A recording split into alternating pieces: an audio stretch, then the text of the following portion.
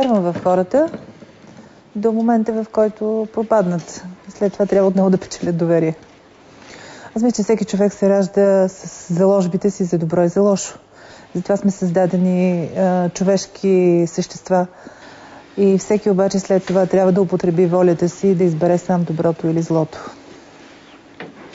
Ами във всеки човек има добро и точно това добро трябва да се потърси, да му се извади на бял свят, да му се покаже, че това е неговото същинско аз и това е полезно за него. И след това вече човека сам може да си продължи и да си върви в пътя на доброто.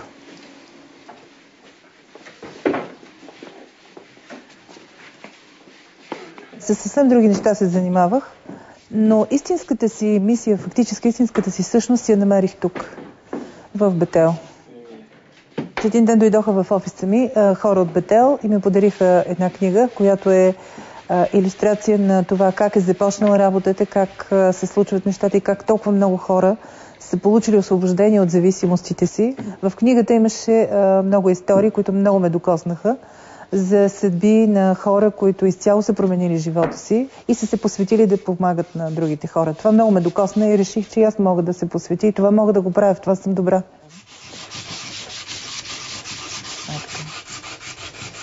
Шаркайте тук по линиите, така да спазва шарката.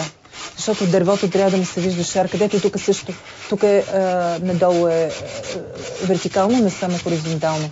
Защото после като се лакира, тя шарката ще остане на дървото да се вижда. Момчета, аз трябва да тръгвам. Оставям ви да си работите. Ще се видим по-късно в селото. Чао! В началото помагах с административни неща, защото те бяха само испанци двама и един англичанин. И не можеха да се ориентират тук в сложния лабиринт от бюрокрация и администрации. И без да се усети, така неусетно започнах да не влизам в работата и започнах да работя с тях.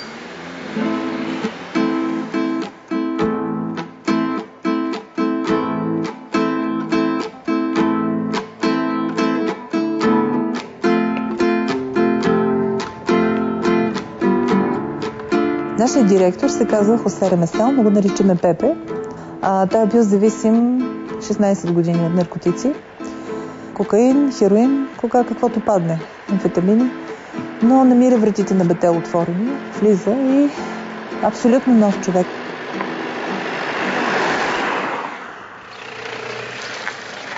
В Испания много български младежи търсят убежище и семейства, които не знаят какво да правят, защото в България все още не са се предлагали по това време такива услуги. И много българи влизат в Бетел.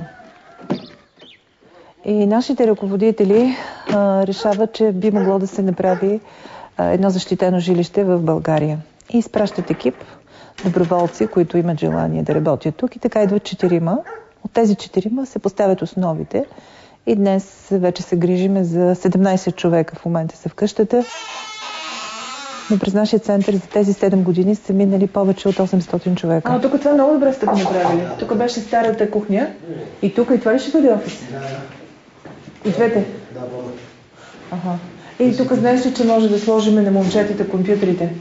Да се обучават 3 момчета, спокойно могат да сложим и с Милена да се обучават.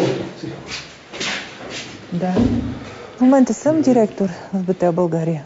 Това е център за, по-скоро ние го наричаме милосърден център за рехабилитация. С трудова терапия. Тук идват хора с всякакви нужди. Социална изолация. Сираци, които са напуснали домовете след 18 години, вече институциите не ги поемат, те няма къде да отидат. И те също, ако желаят да се включат в програмата, влизат при нас. Зависими от наркотици, зависими от алкохол, зависими от хазарт, зависими дори от цигари има някои, които влизат, за да могат да се откажат от цигарите. Видим колко лачи. Това е... Да. Това трябва да се шпекла.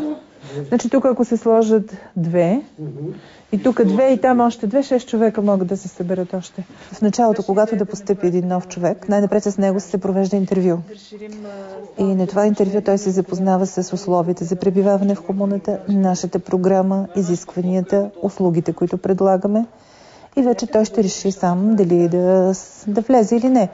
Има някои, които казват, не, аз без цигари не мога, за Господ не искам да ми се говори. Те не влизат, но тези, които влязат, те знаят, че започват да слушат Божието Слово. Тук се вижда чудесен панорамен изглед към Радомирската котловина. Гледай колко работа момчета така го правите си.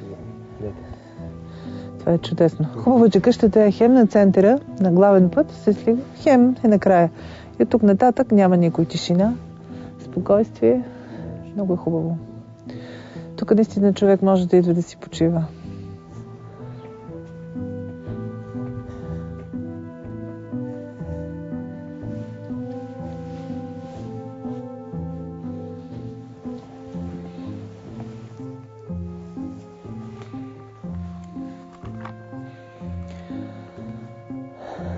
Понеже казваш, богат съм, забогатях и нямам нужда от нищо, а не знаеш, че ти си окаян, нещастен, сиромах, сляп и гол.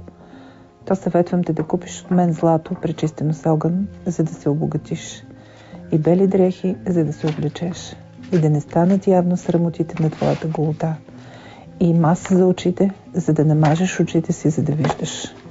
Онези, които обичам, аз ги изобличавам и наказвам.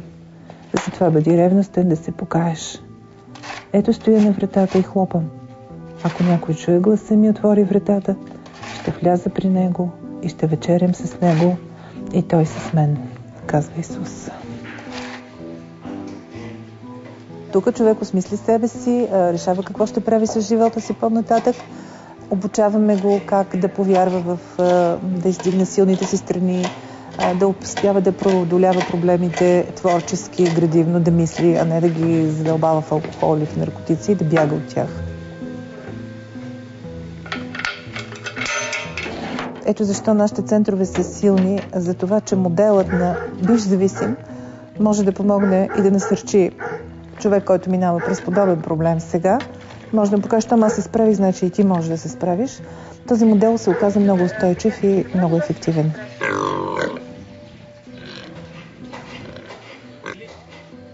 Тези, които не могат тук да се абстрахират така поради близостта до София, до Перник или до Дупница и до другите градове, на тях пък им съдействаме и ги изпращаме в нашите центрове навън в другите европейски държави.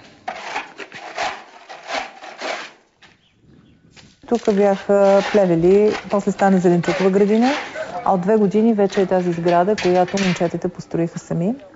От основи до покрива, с благотворителността и помощта на доста фирми и компании, които ни дадоха безвъзмездно материали. В началото, когато закупихме къщата, имахме проблеми с съседите и то обичайно, нормално е, защото българското общество много трудно приема различни, и то особено с такъв проблем, зависими. Но в процеса на ежедневието те се увериха, че момчета са много добронамерени и че има голяма разлика от хората, които са вътре в защитеното жилище, понеже те имат намерение да променят съдбата си и живота си и те полагат старания и усилия. И са много различни от тези, които са навън на улицата и не желаят да променят нищо. И сега вече сме в много добри изградени съседски отношения, хората ги търсят за работа, възлагат им работа, наричат ги нашите момчета.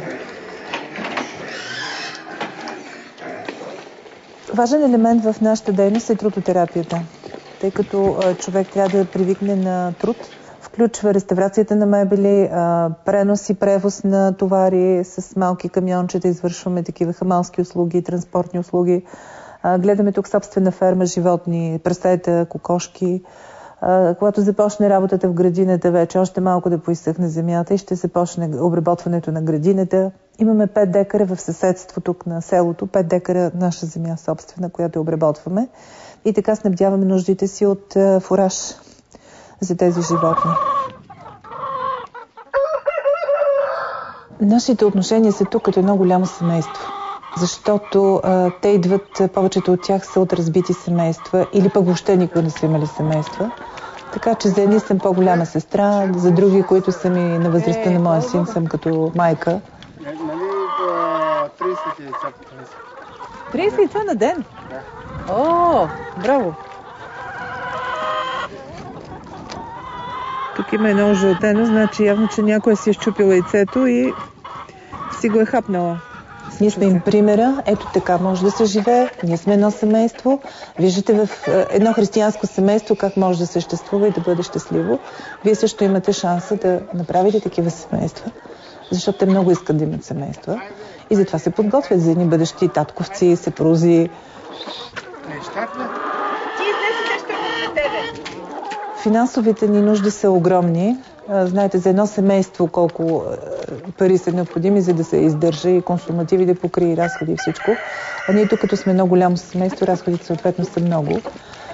Разчитаме на добрата воля на дарители. За съжаление, в България дарителството е на един много консервативен план.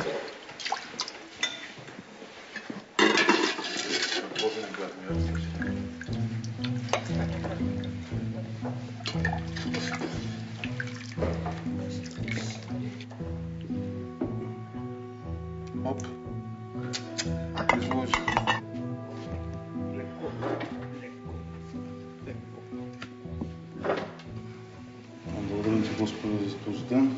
Благодарим ти за храната на масата. Моля те да благословиш в името на Исус. Амин. Амин.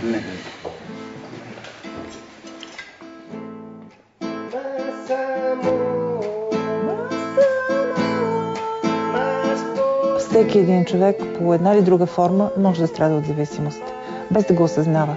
Може да бъде зависим от детето си, може да бъде зависим от майка си, от баща си, от гаджето си, от съпруга си и така нататък, което си е зависимост. Човек е създаден свободен, със свободна воля. Има правото да избира и да бъде свободен. Това е основният урок. Те се учат тук да разберат, че са свободни и могат да упражняват волята си само че за добро. Защото те са много умни, много способни, с много капацитет в тях. Това са млади хора, които са в творческа и репродуктивна възраст. Трябва да им се даде шанс.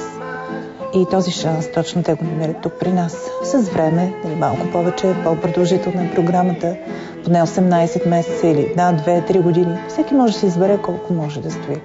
Въпросът е да бъде готов и да знае след като излезе от тук какво ще прави, как ще го направи, къде ще отиде, как ще се реализира, с кого ще се среща, кого ще си избере за приятели, дали ще се върне при старата среда, която го е вмъкнала надолу в пътищата на зависимостта, или ще си подбере нови приятели. Всеки вече може да решава сам.